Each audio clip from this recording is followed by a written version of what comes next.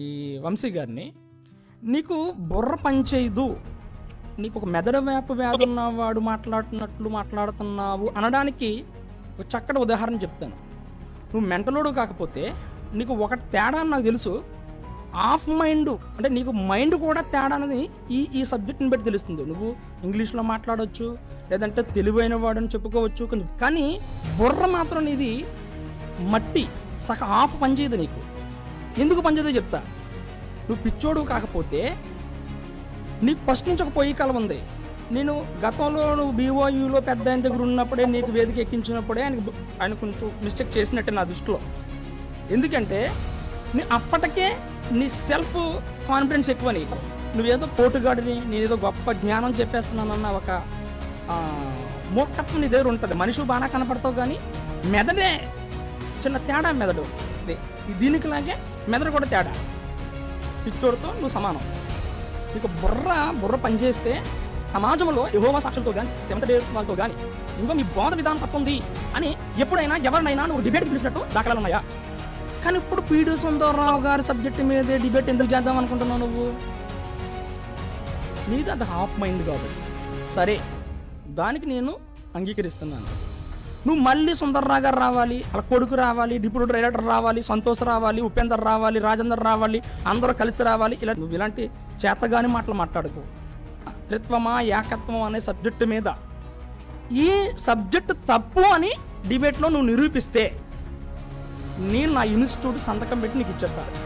చరిత్రలో డిబేట్లు అంటే ఎలాగుండాలి అనేది మన ద్వారా తెలియాలి. ఓడిన వాడు ఏం చెయ్యాలి? ఎందుకంటే ఓడిన వాడు గెలిచిన వాడికి దాసోహం అయితేనే డిబేట్ గెలిచినట్టు. పూర్తిగా మతి చెల్లించింది ఎవరికి అని మనం ఆలోచిస్తే వంశీ గారికి కాదండి, మీకు ఫుల్గా మతి చెల్లించింది.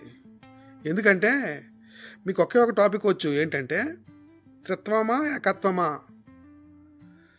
తండ్రి కుమారుడుగా వచ్చాడు, కుమారుడు పరిశుద్ధాత్మగా వచ్చాడు అని చెప్తున్న బోధని ఖండిస్తూ త్రిత్వమా ఏకత్వమా అనే పాఠాన్ని తీశారు. తండ్రి కుమార పరిశుద్ధాత్మ వీరు వేరువేరుగా ఉన్నారు. ఇదిగో ఈ ఒక టాపిక్ మాత్రమే మీకు వచ్చు. ఇక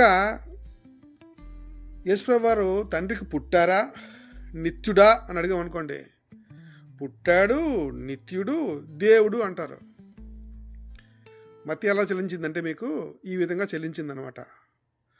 పుట్టినవాడు నిత్యుడు అవలేడు, నిత్యుడై ఉన్నవాడు పుట్టినవాడు అవలేడు. ఈ చిన్న లాజిక్ మీరు మిస్ అయ్యారు. మరొక విషయాన్ని చెప్తాను.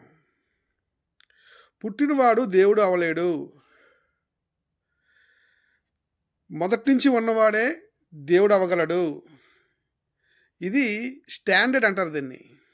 This is called international standard. ఒక డిబేట్కి వెళ్తే ఆ డిబేట్లో లాజిక్ ప్రకారంగా తర్కబద్ధంగా, తర్కశాస్త్రానికి బద్ధంగా మాట్లాడాలి. అంతటి మహాజ్ఞానం మీకు లేదు. కనుక మతి ఎవరికి చెల్లించింది? మీకు చెల్లించింది. జనాలు కన్ఫ్యూజ్ చేస్తూ ఉంటారు. అయితే ఇది చెప్పండి, ఆయన దేవుడు కాదు, ఆయన పుట్టినవాడు, ఆయన మధ్యలోంచి వచ్చినవాడు అని చెప్పండి. లేదా ఆయన మొదటి నుంచి ఉన్నవాడు తండ్రితో అని చెప్పండి.